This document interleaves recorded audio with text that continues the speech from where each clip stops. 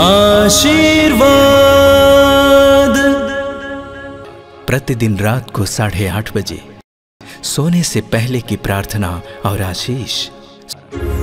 आशीर्वाद।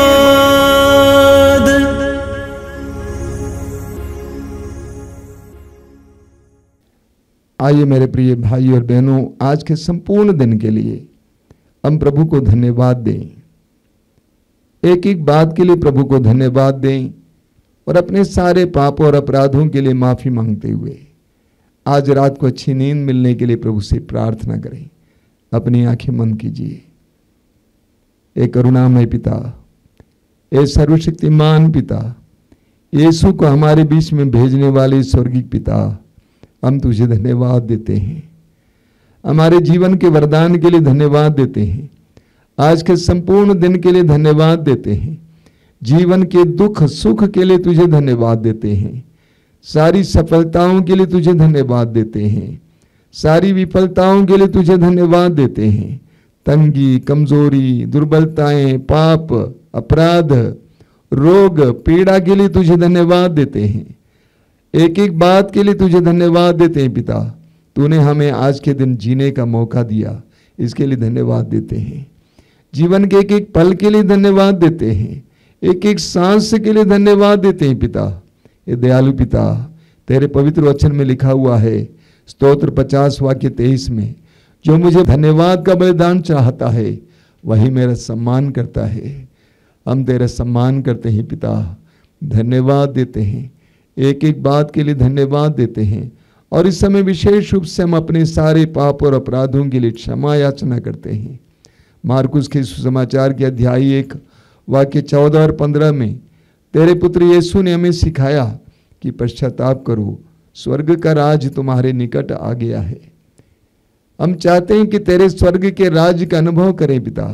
उसके लिए हमें पश्चाताप का वरदान दीजिए। जीवन में हमने बहुत सारे अपराध किए हैं। आज के संपूर्ण दिन में हम बहुत सारी दुर्बलताएं हुई हैं, बहुत सारे पाप हुए हैं। उन सारे पापों के लिए हम इस समय तुझसे माफी मांगते हैं। पापों को मिटा देना पिता, एक एक कलंक को मिटा देना पिता।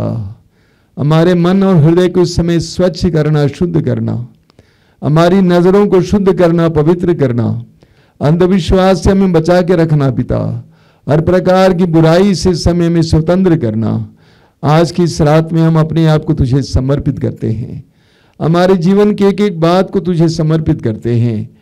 तेरे एक एक बात के लिए तुझे धन्यवाद देते हुए अपने जीवन को समर्पित करते हैं। जिस तरह प्रभु यीशु ने अपने जीवन को समर्पित किया, क्रूस पर एक महान बलिदान के रूप में समर्पित किया, उसी तरह हम अपने जीवन की एक एक बात को तुझे समर्पित करते हैं।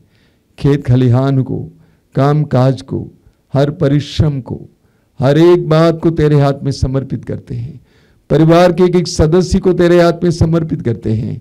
हे दयालु पिता, हमें सुरक्षा प्रदान करना, अंधकार की शक्तियों, दुष्ट आत्माओं से हमें बचा के रखना। मत्ती के सुसमाचार के अध्याय 28 वाक्य 20 में तेरे पुत्र यीशु ने कहा, याद रखो संसार के अंत तक मैं सदा तुम्हारे साथ हूँ। हे दयालु पिता, हम जानते हैं तेरे पुत्र यीशु के नाम पर पवित्र आत्मा के द्वारा तू हमारे साथ है।